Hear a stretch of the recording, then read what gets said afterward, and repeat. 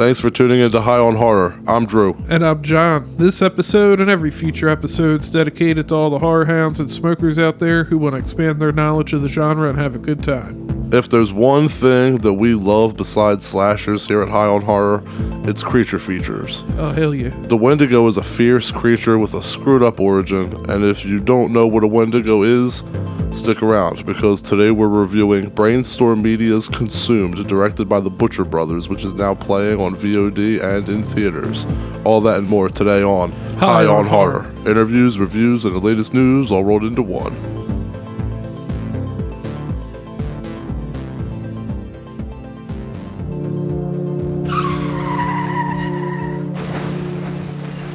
You know we're going to get into the goods before we get into the goods, so you know what time it is. It's time for Strain Wreck, the segment of our show where we discuss what strain we're getting wrecked on.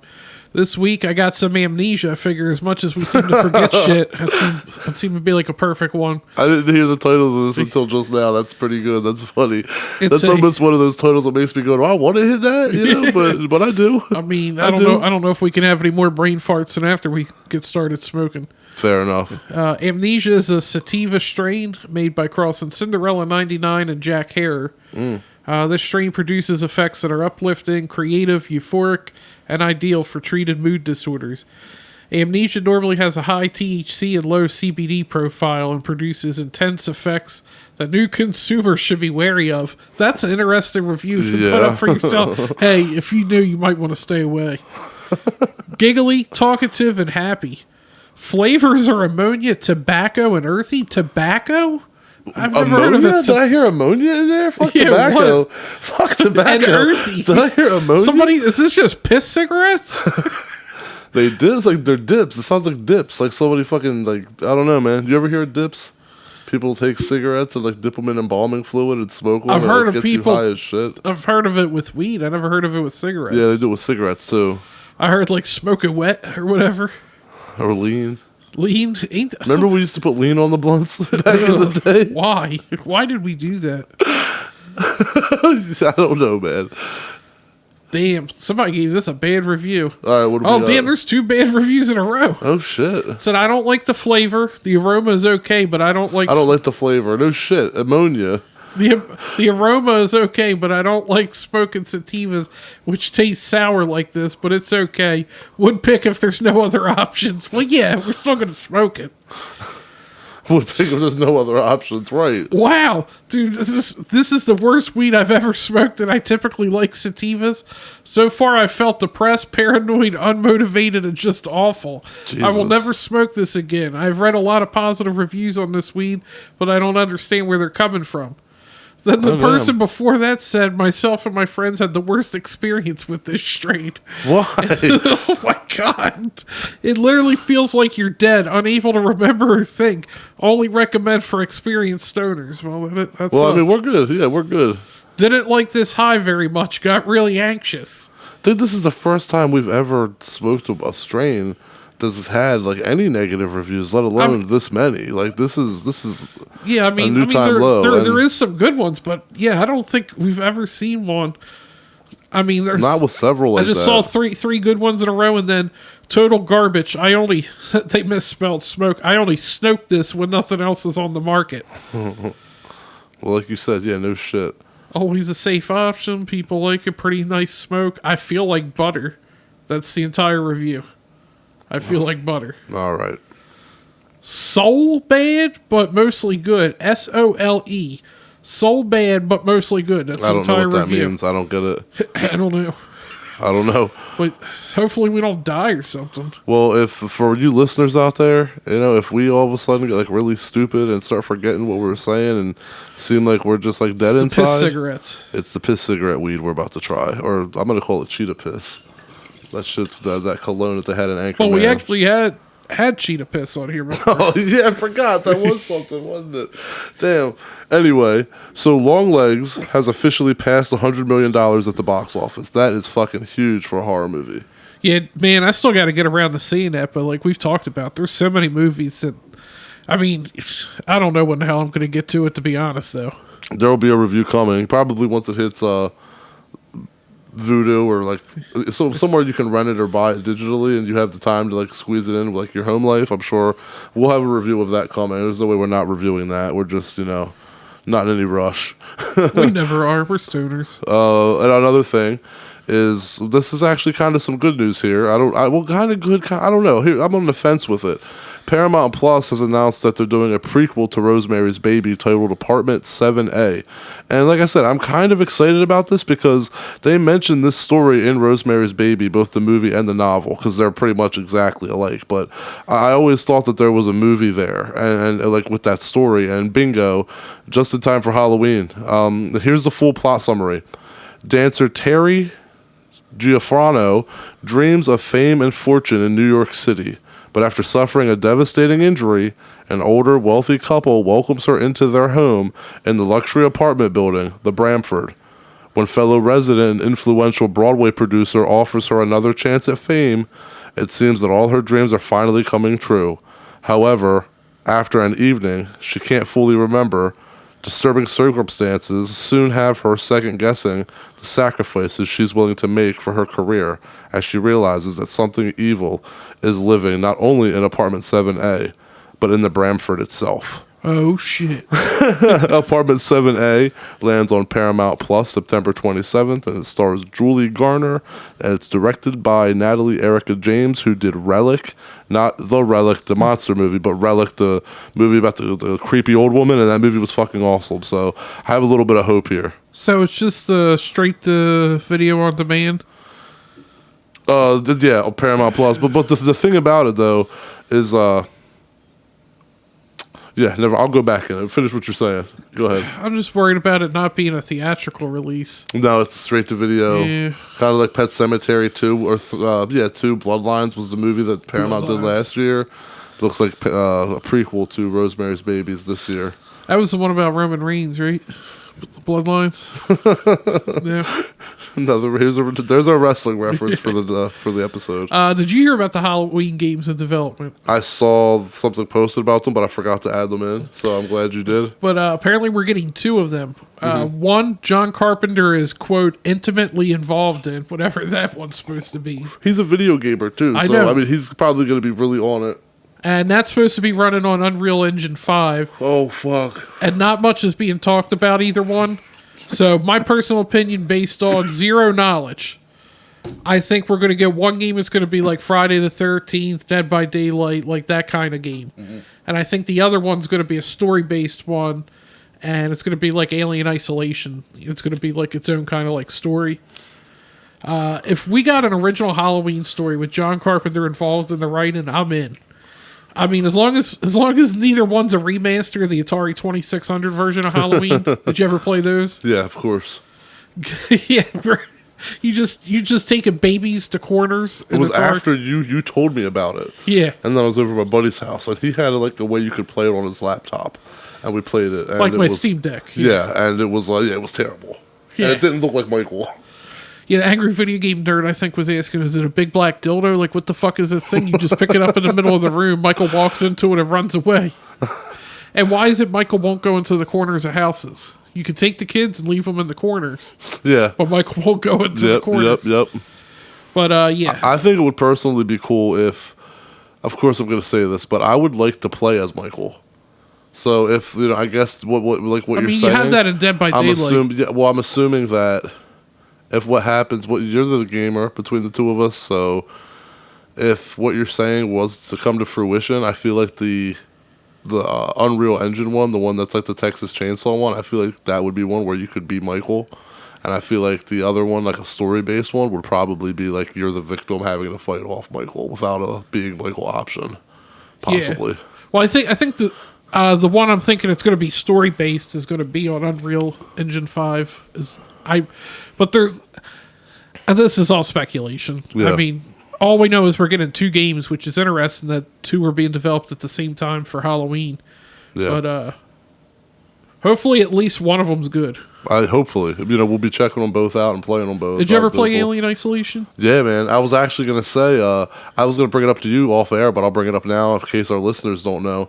But because of Alien Romulus being out in theaters, all Alien games across all gaming platforms are like incredibly, like drastically decreased. Like on Steam, here I sound like an old head here. Is it Steam Deck or Stream Deck? It's Steam. I have the Steam Deck, which is the actual machine you Right, play one of my coworkers has one, Yeah. and I told him about the Alien sale, and he looked it up, and Alien Isolation was $5.99 on there. Yeah, I already have it on. I bought it back on PS4. Yeah, it's a fantastic game. It's scary as hell, but on Xbox and PlayStation, I believe, you get the complete collection, the whole game, and 7 downloadable content packages for like $12. Damn. So yeah, I did play that.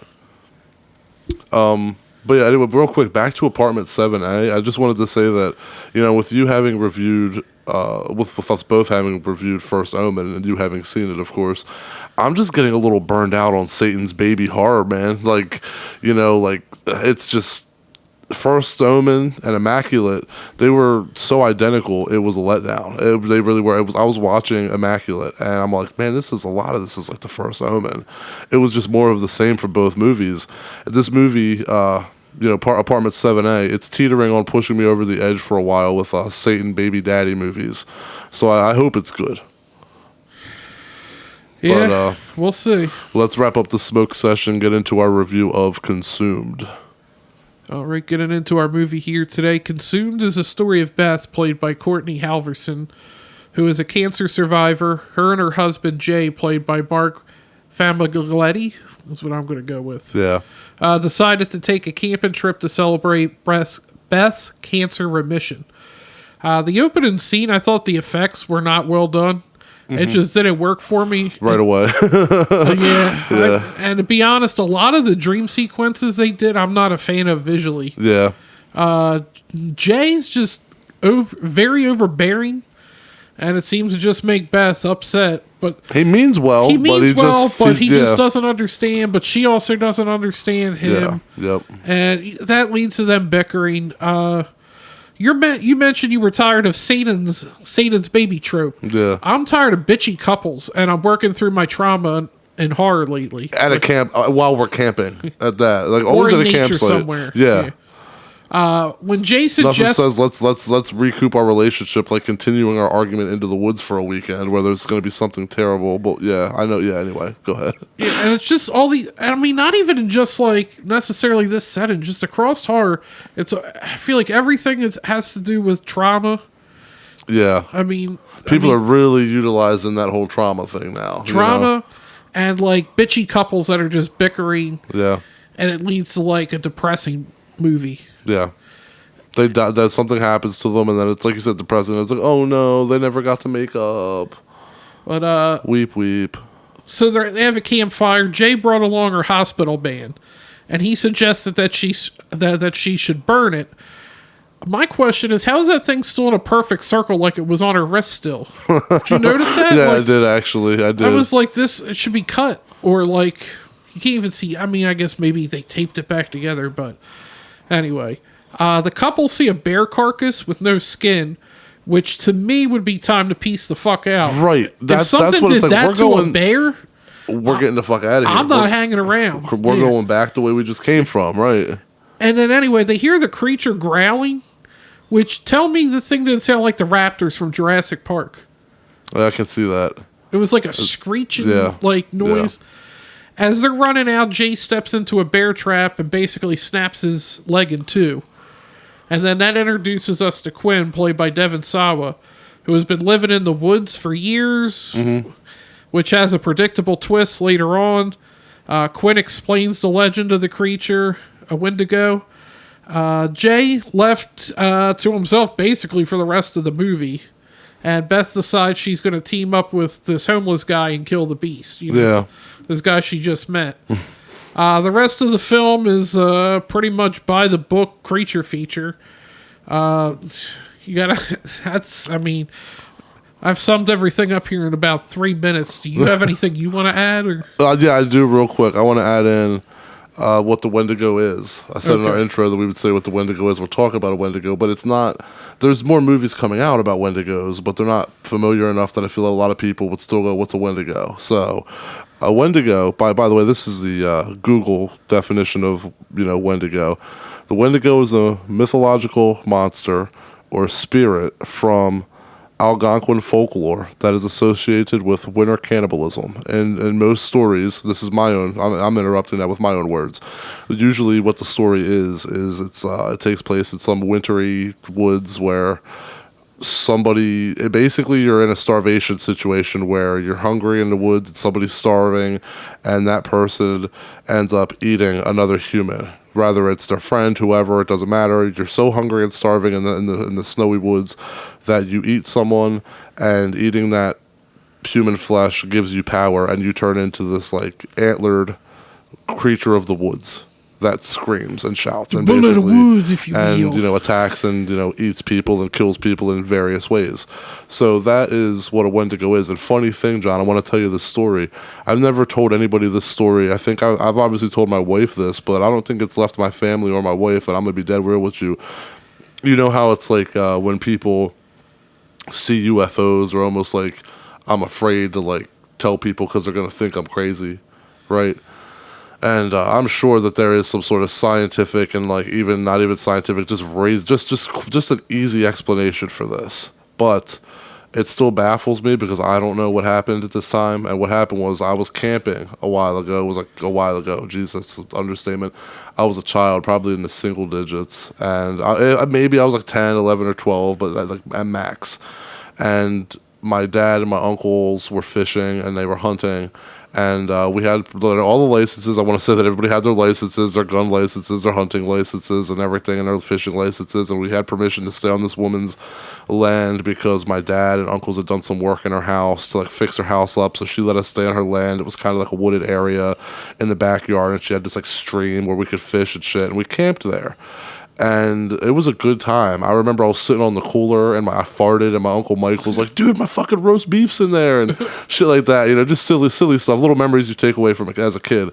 But that night, I remember we were sleeping in our tents and it was dark out and everybody had just started to get quiet. Like nobody was asleep yet, but it was at that point where everybody had stopped talking and it was just at that silence where everybody was casually about to go to sleep. And we just heard this fucking wailing coming from the woods. And I mean, and it freaked everybody out. I mean, my Uncle Bo, who like nothing scares, he's like old school, like redneck. Like he's that dude that'll like, he hears a noise and he'll go grab a fucking crowbar and go out the front door and get ready to bust something up. He don't give a shit. I swear to God, dude, he fucking loaded his gun. You heard him. Like I heard him 110 over. I heard him load his gun and cock it, and he was fucking like trembling. Like this had us. Like nobody knew what it was. My dad didn't know what it was, and everybody was like, "What the fuck is that?" And it was just a screeching, and it happened about 6 times over the course of like an hour, and it kept getting closer. And we were getting fucking terrified. And my uncles always said that they always joked around like, what if that was Bigfoot? Because like it's not like anything I've heard. People have said, what if it was a fox? No, I've heard foxes. I've heard hyenas. I've heard all the fucking animals like that. Like I've heard all kinds of shit, and it's not anything like that.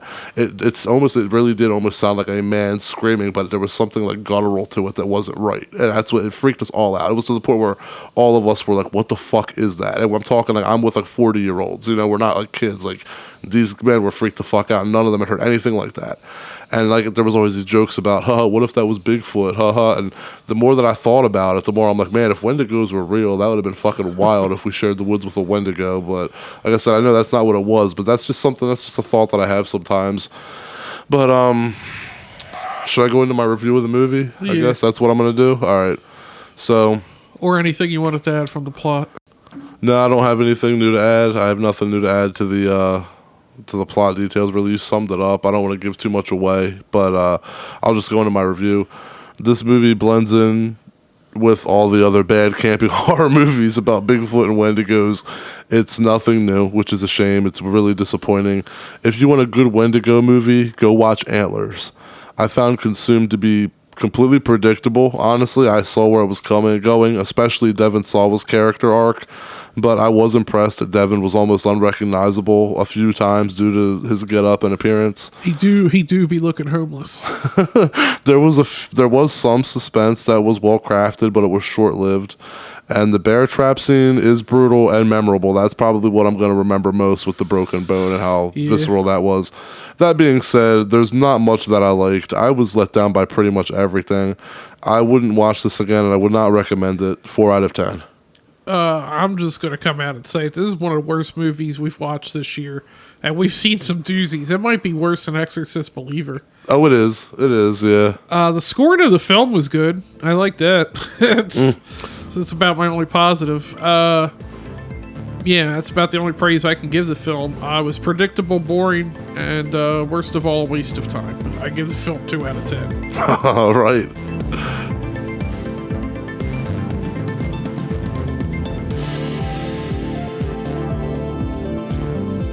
Thanks to all the horror hounds and smokers out there for tuning in. If you like today's episode, make sure to like and subscribe. Go back, listen to some old episodes. And join us next week when we review Quadrant, and we'll be joined by our special guest, founder of Full Moon Features and director, Charlie Ban. And follow us online, High on Horror 420, Instagram, Facebook, TikTok, Twitter. I think I got them all. YouTube. Apparently a lot of you guys, since we've been putting up the audio versions on YouTube, you guys have really flocked over to YouTube. YouTube's been popping off.